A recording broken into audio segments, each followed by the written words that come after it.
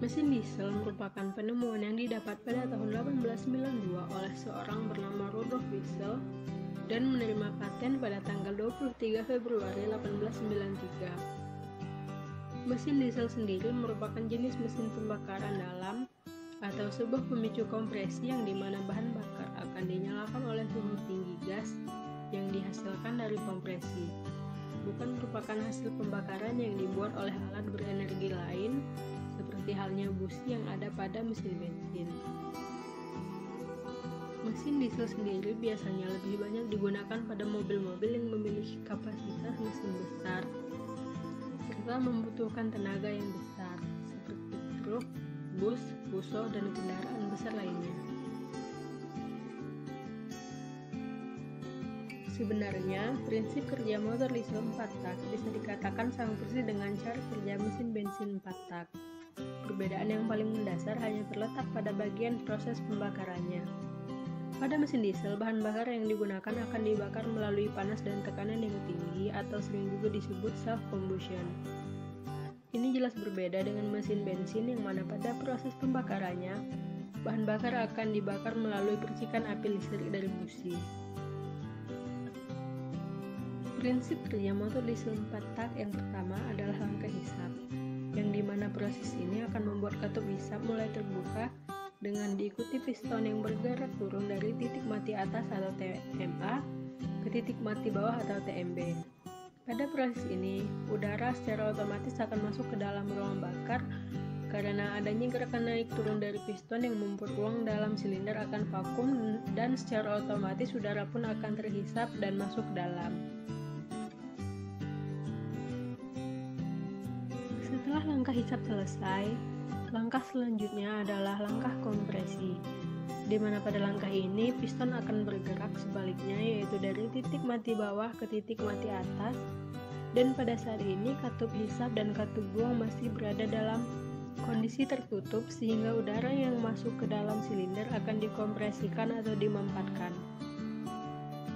Hal tersebut secara tidak langsung akan membuat tekanan meningkat menjadi 16-20 kg per cm kuadrat atau 16-20 bar serta membuat suhu temperatur pun meningkat drastis hingga 600 derajat Celcius lebih.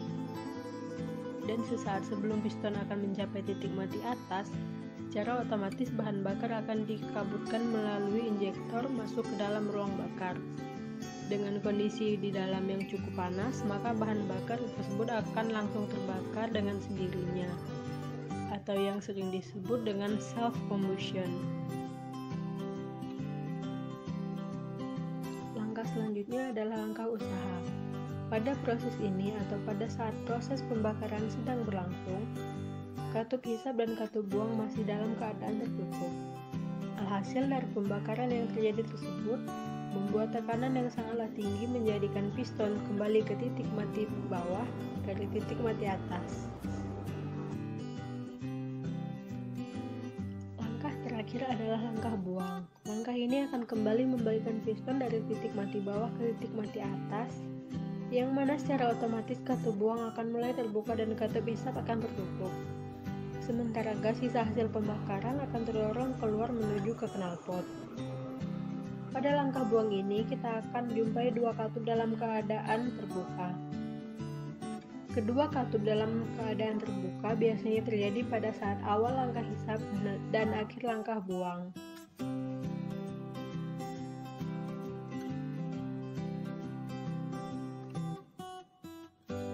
Blok silinder adalah komponen utama motor bakar baik 2 tak maupun 4 tak.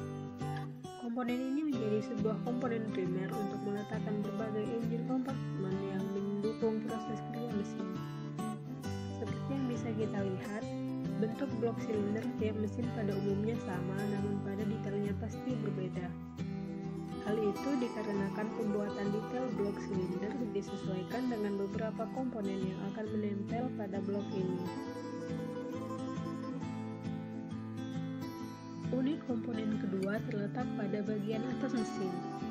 Sama halnya dengan blok silinder, komponen ini juga terbuat dari material tuang. Saat ini kepala silinder berbahan aluminium nampaknya menjadi pilihan karena lebih ringan dan kuat. Unit ini terdiri dari valve and spring, camshaft, rocker arm, dan ruang bakar. Piston atau torak berfungsi untuk mengatur volume dalam silinder.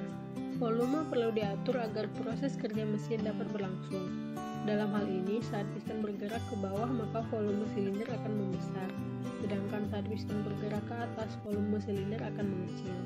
Sementara connecting rod berfungsi untuk meneruskan gerak naik turun piston menuju flywheel.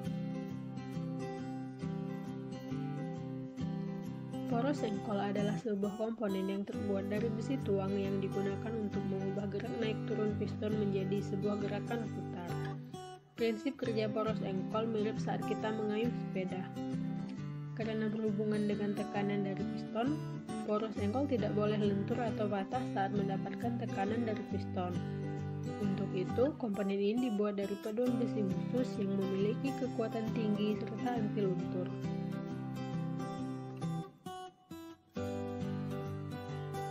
Oil pan adalah sebuah bak khusus yang berfungsi untuk menampung oli mesin. Meski hanya bertugas sebagai penampung oli mesin, komponen ini juga tidak bisa dibuat sembarangan. Umumnya, komponen ini terbuat dari besi tipis seperti seng. Namun beberapa mobil telah mengkombinasikan dengan bahan yang lebih tebal. Timing chain termasuk ke dalam sistem mekanisme katup. Fungsinya untuk menghubungkan putaran engkol dan camshaft dengan sudut tertentu. Komponen berupa rantai ini terletak pada mesin bagian depan. Rantai ini akan menghubungkan gigi sprocket dari poros engkol dan poros knob.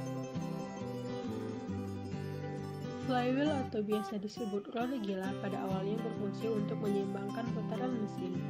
Komponen ini terbuat dari besi padat yang dapat menyimpan torsi. Itulah mengapa komponen ini dapat menyeimbangkan putaran mesin. Selain itu, flywheel juga berfungsi untuk menyalakan mesin. Hal ini bisa dilihat dari bagian luar flywheel memiliki banyak mata gigi. Mata gigi ini akan terhubung bersama motor starter untuk menyalakan mesin.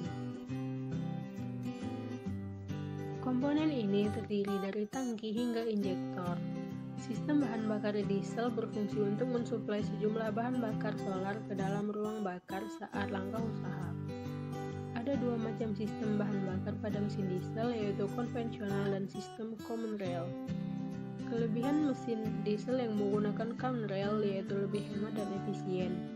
Hal ini dikarenakan sistem common rail telah menggunakan computerized control sehingga perhitungan dapat dilakukan secara akurat.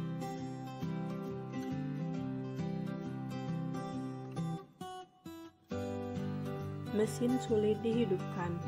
Hal ini biasanya terjadi karena injektor pada mesin diesel yang tersumbat atau mampet.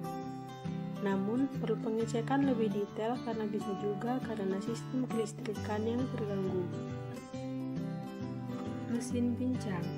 Mesin yang pincang dan bergetar keras salah satu tanda injektor diesel yang lompat. Kalau pada mesin mobil berbahan bakar bensin rasanya seperti bus yang mati. Kalau sudah begitu, harus dilakukan servis di injektor. Asap hitam yang tebal. Umumnya, mobil bermesin diesel pasti mengeluarkan asap knalpot. Tapi bila asap hitam keluar dengan pekat dan banyak, itu menandakan adanya masalah. Biasanya hal ini terjadi karena filter kotor. Bisa karena tingkat kompresi yang rendah dan juga banyak jelaga di sistem pembuangan atau knalpot.